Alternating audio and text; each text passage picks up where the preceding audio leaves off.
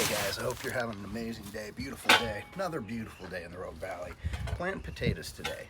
So we're gonna go through how to plant them. There are a lot of ways to plant potatoes.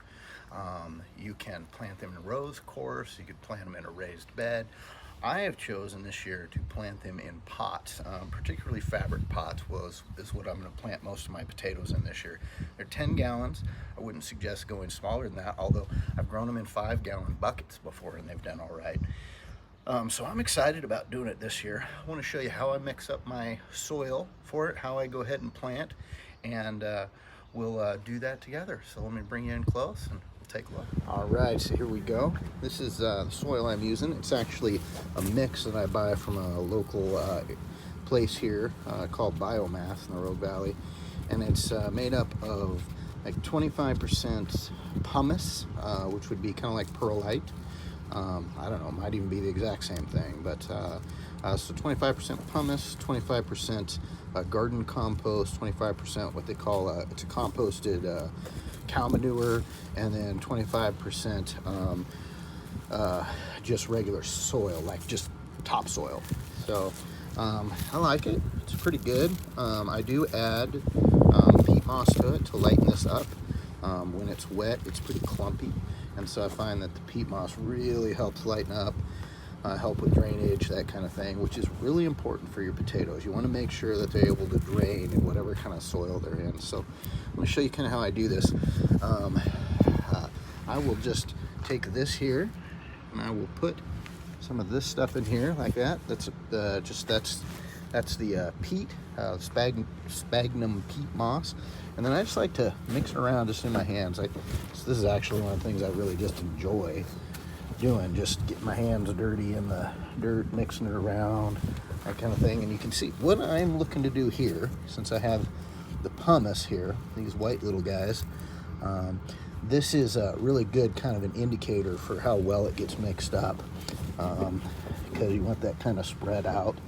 And another nice thing about these fabric pots is you can actually do this to kind of help mix it up a little bit. Can't do that in a big hard pot. So I'll mix this around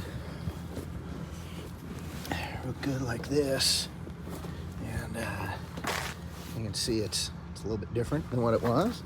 And then I like to take some good organic plant food like this, just a handful, throw it around in here, mix it around in real good like that.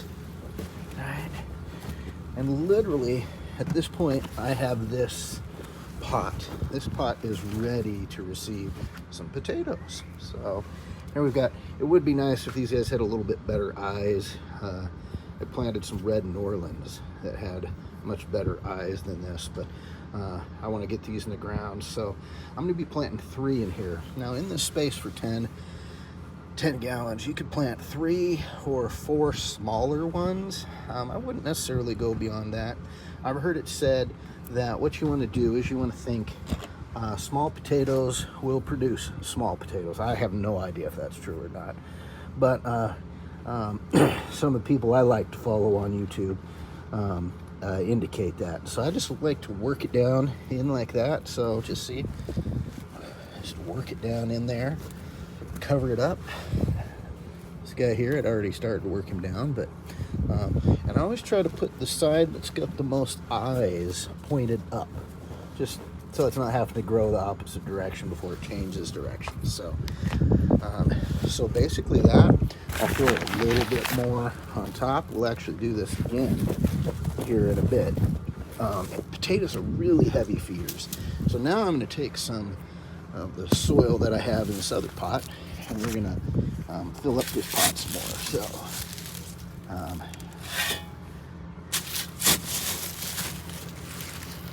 one-handed with the full-size shovel. And I've been finding that the mix I seem to like here is about 3 shovel scoops of the soil to 1 shovel scoop of the sphagnum peat moss. So there we go. And then again, get back in here with my hands, mix around, break up the clumps that I'll run into. Just kind of mix that around real good.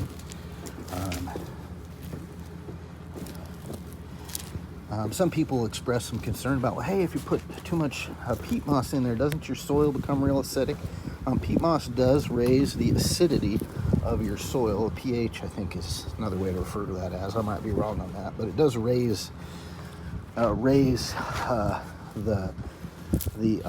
acidity of the soil. But potatoes like that, so that's not a problem. Looks like I'm going to go in here with a little bit more.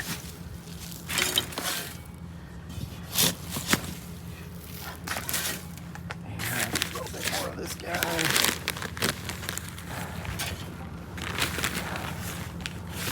Yeah, you know, when you have the appropriate size tools, it goes easier, but I don't have a little shovel, so I'm gonna throw another handful of the organic fertilizer in here. Just mix all this up real good.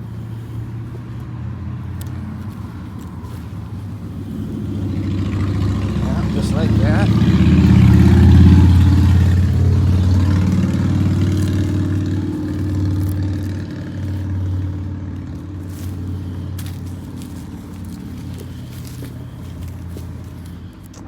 So just like that, minus the motorcycle guy driving by, and I'm basically done. So I will actually just throw a little bit more fertilizer, about half a handful, right here on top, just like that. Mix it in like that, and I'm basically done. I'll water this in, and then I will let it get to growing.